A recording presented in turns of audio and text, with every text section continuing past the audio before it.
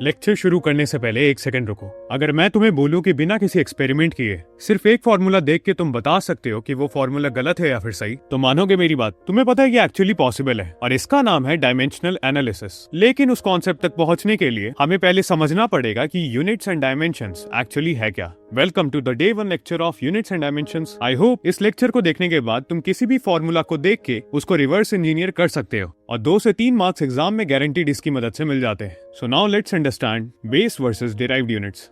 Physics में हर quantity को major करने के लिए एक यूनिट चाहिए होता है। अब ये यूनिट्स 2 टाइप की होती हैं, एक होता है बेस यूनिट्स और दूसरा होता है डिराइव्ड यूनिट्स। अब बेस यूनिट्स वो है जो इंडिपेंडेंट है, इनको किसी और यूनिट से डिफाइन नहीं किया जा सकता। जैसे लेंथ के लिए मीटर, मास के लिए किलोग्राम और टाइम के लिए सेकेंड। टोटल 7 बेस क्वांटिटीज होती है एसआई सिस्टम में। अब समझते हैं डिराइव्ड यूनिट्स क्या होती है। ये वो यूनिट्स होती है जो बेस यूनिट्स को कंबाइन करके बनाए जाते हैं, जैसे velocity distance divided by time, तो इसकी यूनिट हुई मीटर पर सेकंड।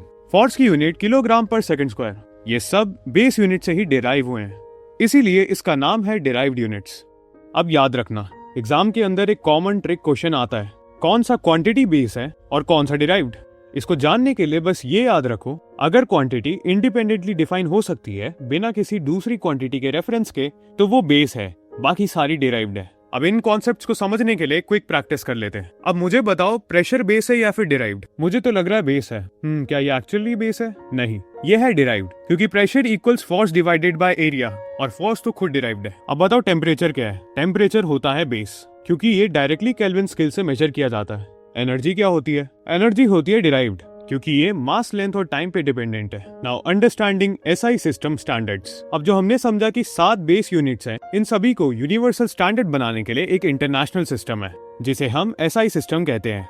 इसका मतलब हम पूरी दुनिया में कहीं पे भी हो, चाहे हम इंडिया में हो या जापान में, 1 किलोग्राम सबके लिए सेम रहेगा। इंटरेस्टिंग बात तो ये है कि पहले किलोग्राम को डिफाइन करने के लिए पेरिस में एक फिजिकल मेटल सिलेंडर रखा गया था, लेकिन अब मॉडर्न एसआई सिस्टम में हर बेस यूनिट्स को फंडामेंटल फिजिकल कांस्टेंट से डिफाइन किया जाता है। जैसे स्पीड ऑफ लाइट से मीटर डिफाइन होता है और प्लैंक कांस्टेंट से किलोग्राम। ये इसलिए क्योंकि फिजिकल ऑब्जेक्ट्स चेंज हो सकते हैं, बट जो कांस्टेंट ऑफ नेचर होते हैं वो कभी नहीं बदलते। ये प्रिसीजन ही है जो साइंस को इतना ज्यादा रिलायबल बना रही है एग्जाम्स के पर्सपेक्टिव से, कि एसआई सिस्टम कंसिस्टेंट और यूनिवर्सली एक्सेप्टेड है। और इसमें प्रीफिक्सेस भी होते हैं, जैसे किलो, मिली, माइक्रो, जो यूनिट्स को स्केल करने में मदद करते हैं। अब इसका एक छोटा सा प्रैक्टिकल यूज और देख लेते हैं। ये सारे प्रीफिक्सेस को यूज करके हम यूनिट कन्वर्जन करते हैं। जैसे 5 किलोमीटर को मीटर में कन्वर्ट करना हो तो 5 को 10 की पावर 3 से मल्टीप्लाई कर देंगे, क्योंकि किलो का मतलब ही 10 की पावर 3 है। ये छोटा सा ट्रिक न्यूमेरिकल्स में टाइम बचाता है। अब आता है सबसे interesting part, dimensional analysis. Dimension का मतलब है कि किसी भी फिजिकल क्वांटिटी को हमेशा बेस क्वांटिटीज के पावर में लिख सकते हैं। जैसे कि लेंथ का डायमेंशन है m0 l1 t0, मास का डायमेंशन है m1 l0 t0 और टाइम का डायमेंशन है m0 l0 t1। ये सारे नोटेशंस ब्रैकेट में होंगे। अब असल में इसका सबसे बड़ा यूज क्या है? किसी भी फॉर्मूला को डिराइव करना। चलो एक रियल एग्जांपल लेके देखते हैं। मान लो हमें नहीं पता कि सिंपल पेंडुलम का टाइम पीरियड मतलब t किस फॉर्मूला से आता है, और बस हमें इतना पता है कि t डिपेंड करता है लेंथ, मास और ग्रेविटी पे। तो हम ये लिखते हैं कि t is the proportional to l to the power of a।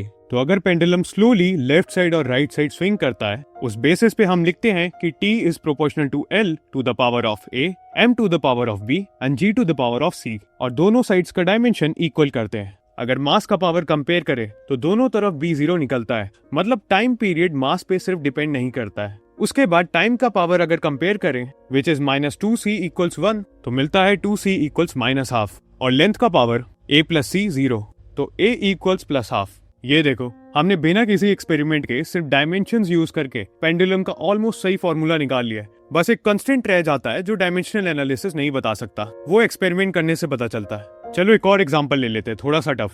इसमें है स्टोक्स लॉ। अब मान लो एक छोटी सी स्फीयर हनी जैसी विशियस लिक्विड में गिर जाती है और उस पर एक रिटार्डिंग फोर्स लगता है जो डिपेंड करता है विस्कोसिटी, रेडियस और वेलोसिटी पर। अब इस स्फीयर पे लगने वाले फोर्स का फॉर्मूला निकालने के लिए डायमेंशनल एनालिसिस करके देखते हैं। अब हमें पता है कि फोर्स का डायमेंशन है mlt-2। अब इन तीनों क्वांटिटीज के डायमेंशंस को पावर a, b, c के साथ इक्वेट कर देते हैं। अगर इनके मास कंपेयर करें तो a इक्वल्स 1, टाइम कंपेयर करें तो -a - c इक्वल्स -2, तो c इक्वल्स 1, और अगर लेंथ कंपेयर करें तो -a + b + c इक्वल्स 1, तो b भी हमारा इक्वल्स 1 हो जाएगा। तो हमें इससे मिलता है F इक्वल्स K टाइम्स ईटा RV, और एक्चुअल स्टोक्स लॉ में K की वैल्यू 6 पाई होती है। अब देखो, डायमेंशनल एनालिसिस करने से हमें ऑलमोस्ट पूरा फॉर्मूला वापस मिल गया है, सिर्फ वो न्यूमेरिकल कंस्टेंट छोड़ दिया है जो एक्सपेरिमेंट करने से आता है। यही सारी चीजें फॉर्मूला डेरिवेशन की एग्जैक्ट गेम है। Now let's understand limitations of dimensional checks. अब हमने डायमेंशनल एनालिसिस तो कर ली, पर मैं एक चीज बता दूं कि डायमेंशनल एनालिसिस परफेक्ट नहीं है। इसकी कुछ सीरियस लिमिटेशंस है जो एग्जाम में जरूर पूछी जाती हैं। नंबर 1, ये मेथड डायमेंशन लेस कांस्टेंट नहीं बता सकता, जैसे पिछले एग्जाम्पल में हम K की वैल्यू नहीं निकाल पाए। नंबर 2, अगर किसी फॉर्मूला में ट्रिग्नोमेट्रिक या एक्सपोनेंशियल फंक्शन है, जैसे साइन, कॉस या लॉग, तो ये सब डायमेंशन लेस होते हैं और डायमेंशनल एनालिसिस उसी के अंदर आते हैं। जो हम जानते हैं वो प्रिडिक्ट नहीं कर सकता। नंबर 3, अगर एक फॉर्मूला में 2 या 3 टर्म्स ऐड हो रहे हैं जिनके डायमेंशन सेम है, जैसे S equals UT plus half AT square, तो डायमेंशनल एनालिसिस ये नहीं बता सकता कि कौन सा टर्म मिसिंग है या एक्स्ट्रा है, क्योंकि दोनों टर्म्स का डायमेंशन मैच हो जाता है। और नंबर 4, ये मेथड सिर्फ तभी काम करता है जब क्वांटिटी का रिलेशन पावर लॉ टाइप में हो, मतलब मल्टीप्लिकेशन या डिवीजन में हो। अगर ये रिलेशन एडिटिव हो डिफरेंट डायमेंशंस के बीच में, तो ये मेथड फेल हो जाता है। अब इसको समझने के लिए एक लास्ट एग्जांपल देखते हैं जिसमें डायमेंशनल एनालिसिस कंप्लीटली फेल हो जा रहा है। अगर एक फॉर्मूला में 3 से ज्यादा वेरिएबल्स हो जिनके डायमेंशंस इंडिपेंडेंटली एक दूसरे पर डिपेंड ना करते हो, तो सिर्फ 3 इक्वेशंस मतलब MLT के लिए 3 से ज्यादा अननोन क्वेश्चन सॉल्व नहीं हो सकते। इसलिए कॉम्प्लेक्स फॉर्मूलाज के लिए ये मेथड सिर्फ एक स्टार्टिंग पॉइंट है, पूरा सोल्यूशन नहीं। अब इस लेक्चर को खत्म करने से पहले एक बार रिवीजन कर लेते हैं। अब मुझे ये बताओ कि किलोग्राम बेस है या डिराइव्ड?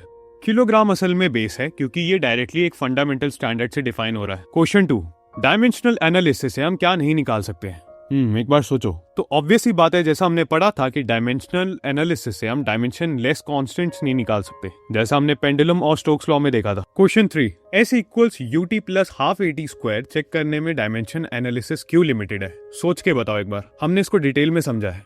ये इसीलिए लिमिटेड है क्योंकि दोनों टर्म्स का डायमेंशन सेम है, तो मिसिंग या फिर एक्स्ट्रा टर्म डिटेक्ट नहीं हो सकता।